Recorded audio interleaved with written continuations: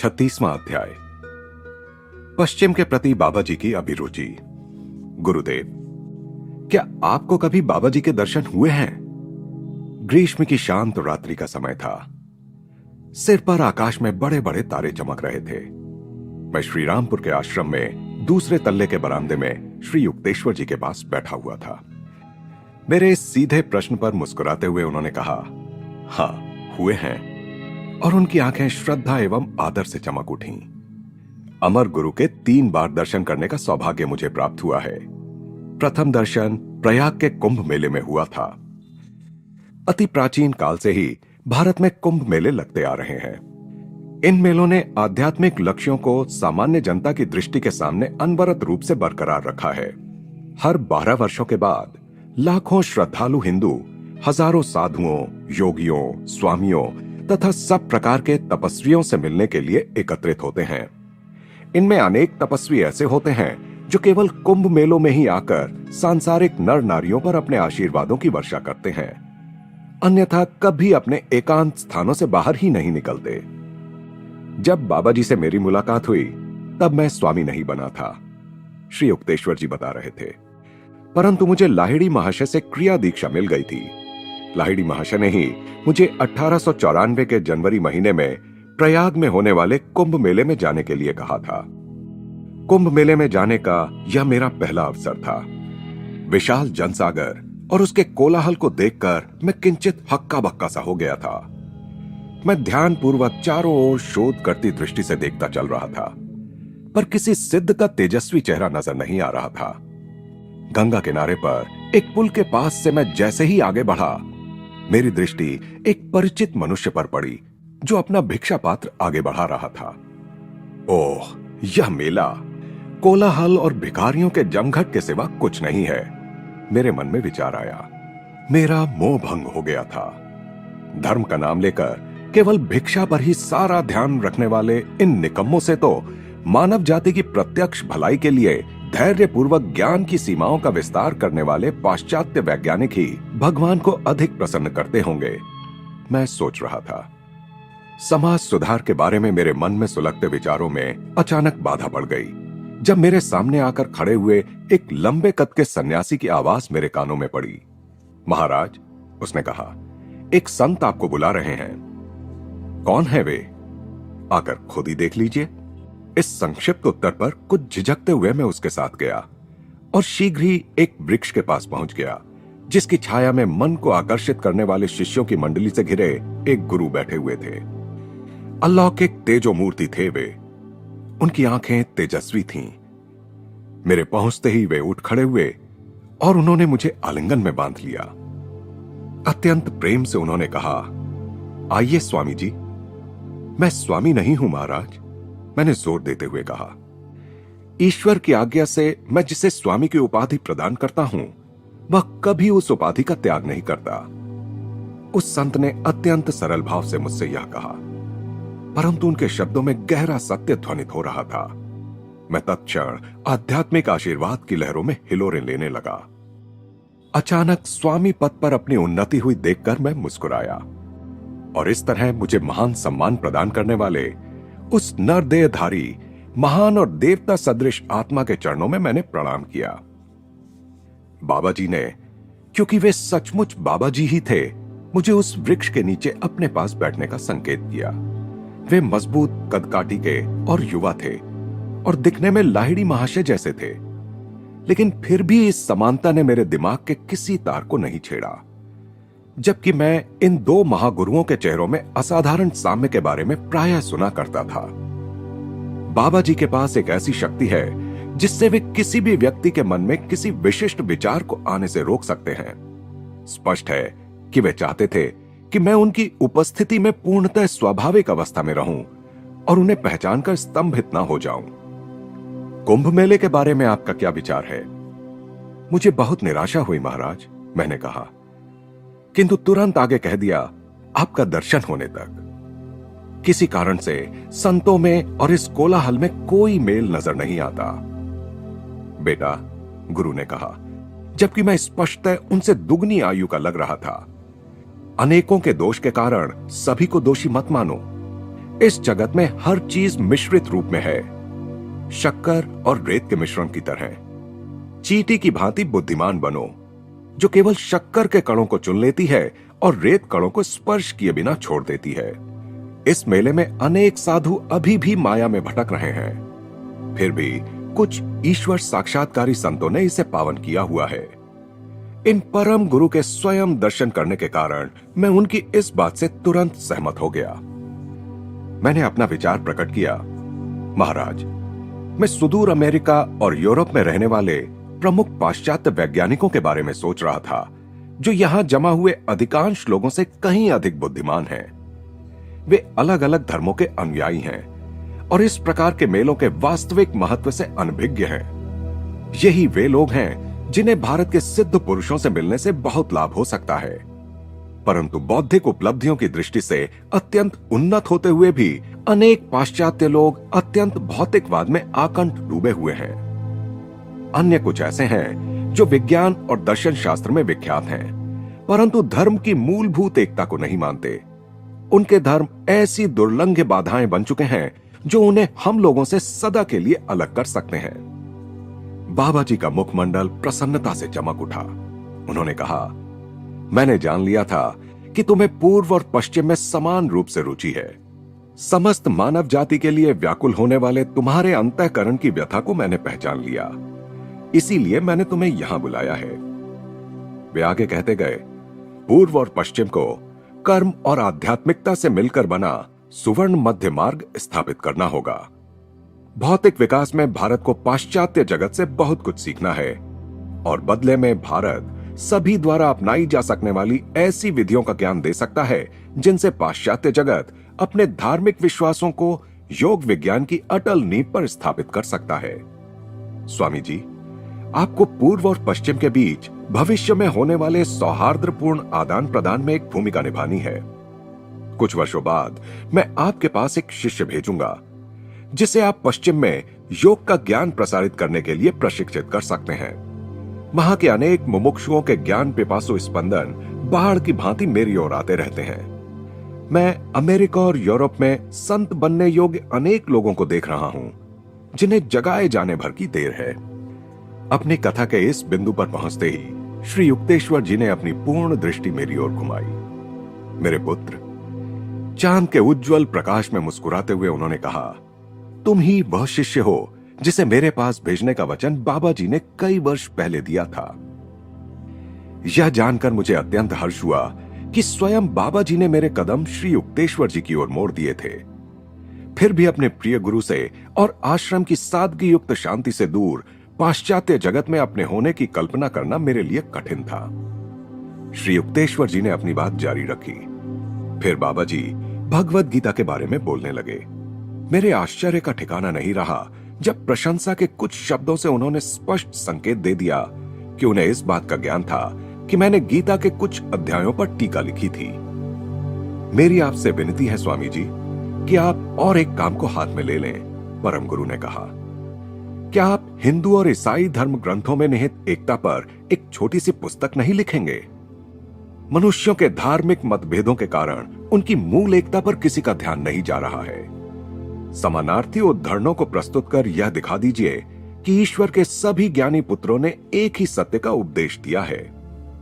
मैंने झिझकते हुए कहा, महाराज, आपने यह कैसा आदेश दे दिया? क्या मैं इसे पूर्ण कर सकूंगा? बाबा जी ने मधुर हंसी हंसकर दिलासा देते हुए कहा, बेटा, यह संदेह क्यों? सचमुच यह सब किसका कार्य है और कौन सब कार्यों का करता है? प्रभु ने जो भी मेरे मुंह से कहलवाया है उसका सत्य बनकर साकार होना अवश्यम भावी है। मुझे ऐसा प्रतीत हुआ कि उन संत महाराज के आशीर्वाद से मुझ में वह काम करने का सामर्थ्य आ गया था। अतः मैं पुस्तक लिखने के लिए सहमत हो गया। विदा होने का समय आ गया। यह जानकर मैं अनिच्छापूर्वक अपने पर्णासन से उठा। तुम लाहिड़ी को जानते हो? संत ने पूछा। वो महान आत्मा है ना? उसे हमारी इस भेंट के बारे में बता देना। फिर उन्होंने मुझे लाहिड़ी महाशय के लिए एक संदेश दिया। विदा लेने के लिए जब मैंने उनके चरणों में भक्तिभाव से प्रणाम किया तो वे कृपापूर्वक मुस्कुराए। जब तुम्हारी पुस्तक पूरी हो जाएगी तब मैं तुमसे पुनः मिलने आऊंगा, उन्होंने वचन दिया। अब हम चलते हैं। दूसरे दिन मैं प्रयाग छोड़कर काशी जाने के लिए रेलगाड़ी पर सवार हो गया। अपने गुरु के घर पहुंचकर मैंने कुंभ मेले में अद्भुत संत से हुई अपनी भेंट की सारी कहानी सुना दी। ओह, तुमने उन्हें पहचाना नहीं? लाहिड़ी महाशय की आंखों में हंसी नाच रही थी। मैं देख रहा हूं कि तुम उन्हें नहीं पहचान सके, क्योंकि उन्होंने तुम्हें उन्हें पहचानने से रोक दिया था। वे ही मेरे अद्वितीय अलौकिक गुरु हैं, बाबा जी। बाबा जी, मैंने श्रद्धा और विस्मय से विभोर होकर कहा। योगी अवतार बाबा जी, दृश्य अदृश्य तारणहार बाबा जी। काश यदि मैं अतीत को फिर सामने ला सकता और केवल उनके चरण कमलों में अपनी भक्ति अर्पित करने के लिए फिर एक बार उनकी उपस्थिति में हाजिर हो सकता। कोई बात नहीं, लाहिड़ी महाशय ने सांत्वना भरे स्वर में कहा। उन्होंने तुम्हें फिर से दर्शन देने का वचन दिया है। गुरुदेव, परम गुरु ने मुझे आपको एक संदेश देने के लिए कहा है। उन्होंने कहा था, लाहिड़ी को बताना कि इस जीवन के लिए रखी गई शक्ति बहुत कम बच गई है, लगभग समाप्त हो चुकी है। मेरे मुंह से इन गूढ़ शब्दों के निकलते ही लाहिड़ी महाशय की देह अचानक ऐसे कांप गई जैसे उन्हें बिजली छू गई हो। पल भर में वे निस्तब्ध हो गए। उनका सदा मुस्कुराता चेहरा अत्यंत कठोर हो गया। काठ की मूर्ति की भांति गंभीर और निश्चल बनकर वे अपने आसन पर बैठे रहे। उनके शरीर का रंग बिल्कुल उड़ गया। मैं भयभीत और चकित हो गया। अपने सारे जीवन में मैंने कभी भी उस आनंद मूर्ति को इस प्रकार गंभीर होते नहीं देखा था। वहां उपस्थित अन्य शिष्य भी व्याकुल होकर उनकी ओर देखने लगे। उसी निस्तब्धता में 3 घंटे बीत गए। फिर लाहिड़ी महाशय की स्वाभाविक प्रफुल्लता लौट आई और उन्होंने वहां उपस्थित प्रत्येक शिष्य के साथ अत्यंत स्नेह के साथ बातचीत की। सभी ने चैन की सांस ली। अपने गुरुदेव की उस प्रतिक्रिया से मैं जान गया कि बाबा जी का संदेश एक ऐसा निश्चित संकेत था जिससे लाहिड़ी महाशय यह समझ गए कि उन्हें जल्दी ही देह त्याग करना होगा। उनकी भयंकर और गंभीर निस्तब्धता से यह प्रमाणित हो गया कि मेरे गुरुदेव ने तत्क्षण ही स्वयं को संयमित कर भौतिक विश्व के साथ उन्हें जोड़कर रखने वाली अंतिम डोर को भी काट दिया था और वे परम तत्व के अपने नित्य स्वरूप में विलीन हो गए थे।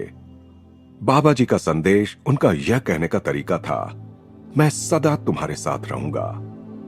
बाबा जी और लाहिड़ी महाशय दोनों ही सर्वज्ञ थे और उन्हें एक दूसरे को संदेश भेजने के लिए मेरी या अन्य किसी मध्यस्थ की कोई आवश्यकता नहीं थी। फिर भी महान आत्माएं प्रायः मानवीय नाटक में भाग लेने की कृपा करती हैं। यदा कदा वे साधारण तरीके से किसी संदेश वाहक के माध्यम से अपनी भविष्यवाणियां संप्रेषित कर देते हैं ताकि उन भविष्यवाणियों के साकार होने पर उनके बारे में बाद में जानकारी पाने वालों में ईश्वर के प्रति अधिक श्रद्धा जागृत हो सके। जल्दी ही मैं काशी से चल पड़ा और श्रीरामपुर में बाबा जी द्वारा बताए गए शास्त्रों के लेखन कार्य में जुट गया। श्री युक्तेश्वर जी आगे कहते गए, मैंने काम शुरू ही किया था कि मुझे मृत्युंजय परम गुरु बाबा जी पर एक स्तोत्र रचने की प्रेरणा हुई।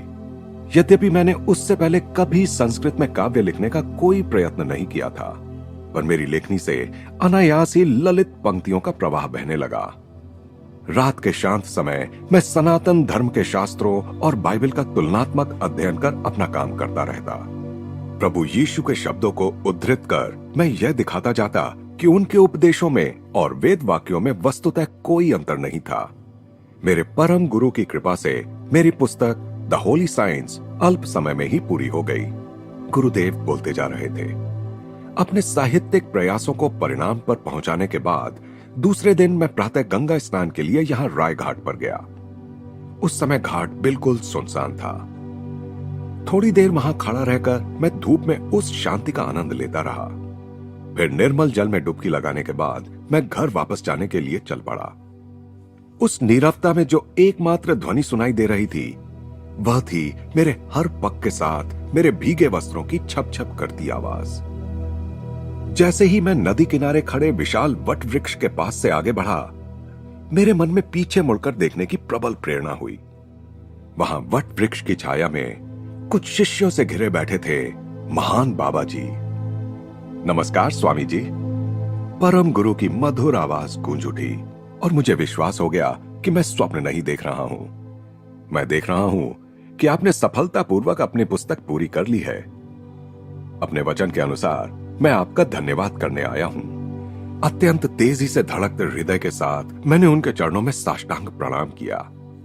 अत्यंत विनय के साथ उनकी याचना करते हुए मैंने कहा, परम गुरुवर, मेरा घर पास में ही है, क्या आप अपने शिष्यों के साथ आकर मेरे घर को पावन नहीं करेंगे? परम गुरु ने मुस्कुराते हुए अस्वीकार कर दिया। उन्होंने कहा, नहीं बेटा, हम वे लोग हैं जिन्हें वृक्षों की छाया ही रास आती है। यहां हमें पूरा आराम है। तब यहीं पर थोड़ी देर ठहर जाइए परम गुरु महाराज। अभ्यर्थना करती दृष्टि से मैंने उनकी ओर देखा। मैं तुरंत कुछ मिठाइयां लेकर आपकी सेवा में उपस्थित होता हूं। जब कुछ ही मिनटों में मिठाइयों का थाल लेकर मैं वहां लौटा तो उस विशाल वट वृक्ष के नीचे उस दिव्य मंडली का कहीं कोई पता नहीं था। मैंने घाट के चारों ओर खोजा, पर अपने मन में मैं जान चुका था कि वे लोग हवा के पंखों पर उड़ चुके थे। मेरे मन को गहरा आघात लगा। मैंने मन ही मन निश्चय किया, फिर कभी बाबा जी के साथ मेरी भेंट हो भी गई तो मैं उनसे बात नहीं करूंगा। उन्होंने अचानक इस तरह प्रस्थान कर भारी निष्ठुरता दिखाई है, पर यह गुस्सा केवल प्रेम का था और कुछ नहीं। कुछ महीनों बाद मैं काशी में लाहिड़ी महाशय के दर्शनों के लिए गया। जब मैंने उनके बैठक खाने में प्रवेश किया तो लाहिड़ी महाशय मुस्कुराए। आओ युक्तेश्वर, उन्होंने कहा, अभी अभी मेरे कमरे के द्वार के पास बाबा जी से तुम्हारी भेंट हुई? नहीं, क्यों? मैंने आश्चर्य के साथ कहा। इधर आओ।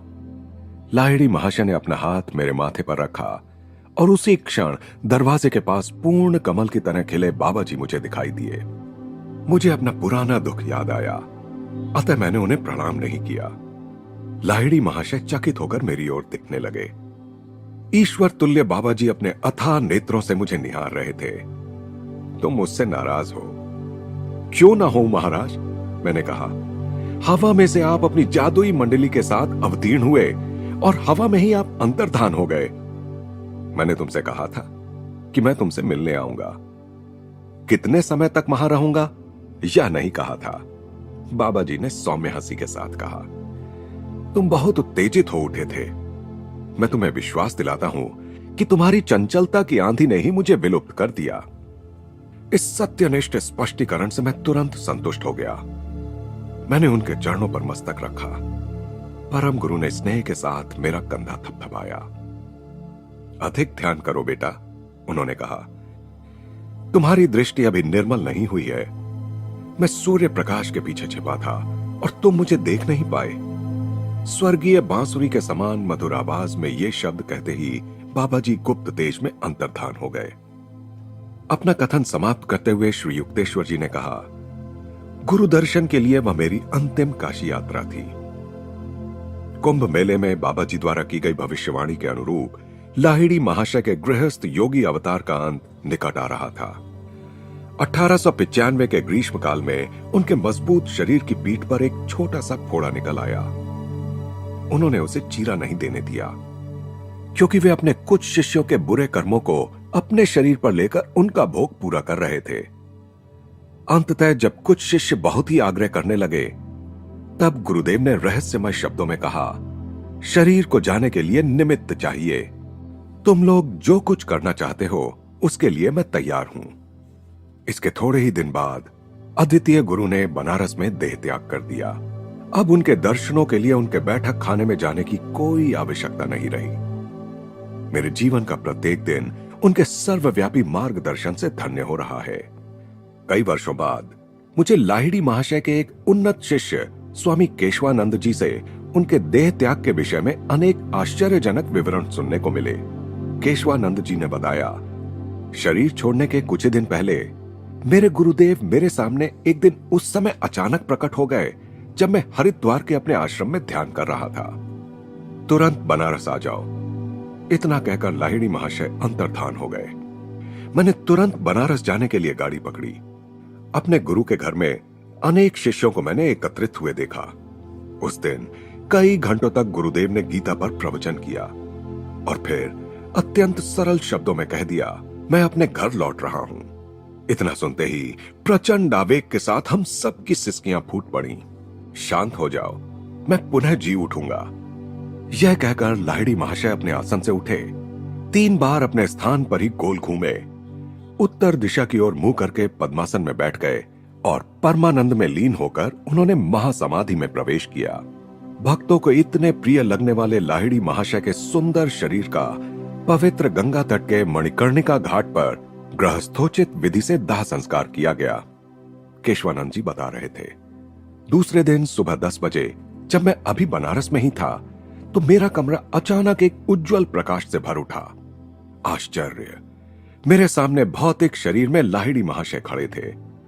यह शरीर बिल्कुल उनके पुराने शरीर जैसा ही था। अंतर इतना ही था कि यह शरीर अधिक युवा और अधिक तेजस्वी लग रहा था। मेरे दिव्य गुरु ने मुझसे बात भी की।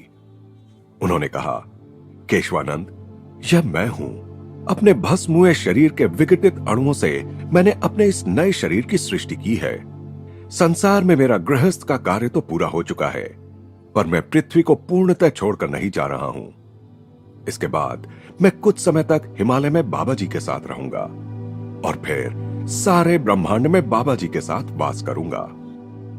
मुझे आशीर्वाद देकर अलौकिक गुरु अंतर्धान हो गए।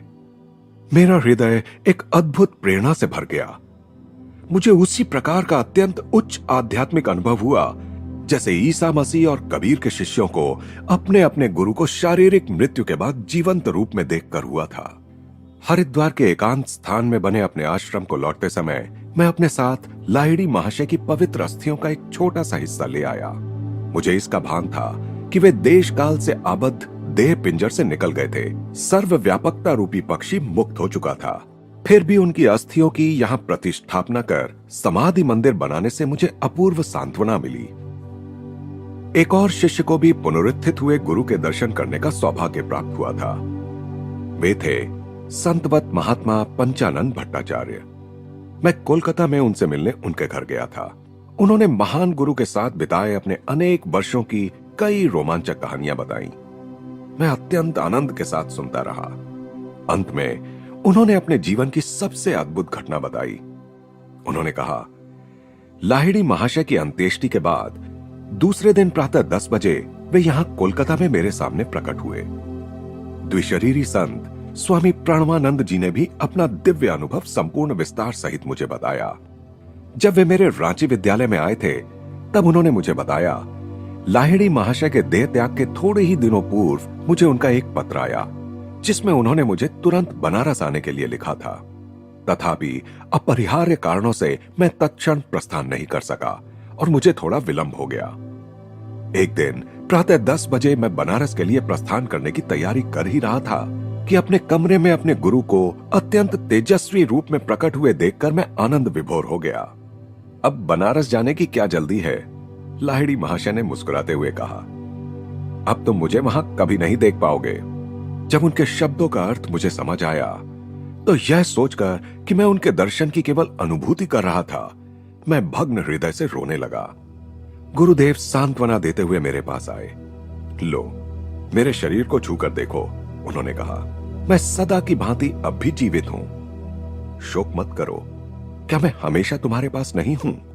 इन 3 महान शिष्यों के मुख से एक अद्भुत सत्य की कहानी उभरकर सामने आई है। लाहिड़ी महाशय के दाह संस्कार के बाद दूसरे दिन प्रातः 10 बजे 3 अलग अलग शहरों में 3 शिष्यों के सामने वे पुनरुज्जीवित परंतु रूपांतरित शरीर में फिर से प्रकट हुए। अतः जब यह नश्वर देह अनश्वरता प्राप्त करेगी और यह मर्त्य जीव अमरता का चोला पहन लेगा, तभी बाइबल में लिखा गया यह वचन चरितार्थ होगा कि मृत्यु पर विजय पाई जा चुकी है। हे मृत्यु, कहां है तेरा दंश? ओ श्मशान, कहां है तेरी विजय?